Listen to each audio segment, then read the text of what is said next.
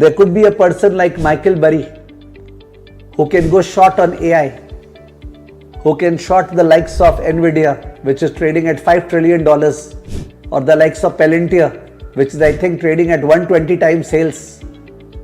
But the point is that he can do that because his investors are those type of investors who are making contrarian bet, जिनके पास बहुत ज़्यादा पैसा है. They are putting money with Michael Burry to buy a put option specifically कि भाई डूबेगा तो डूबेगा वो पैसा.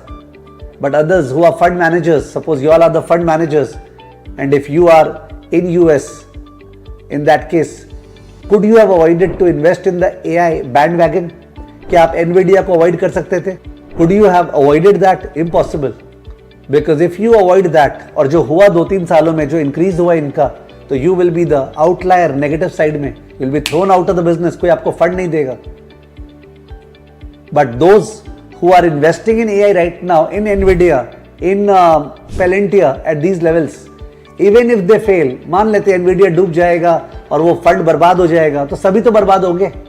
So when everybody is barbadified, relative performance wise, the fund manager will not be criticized that much.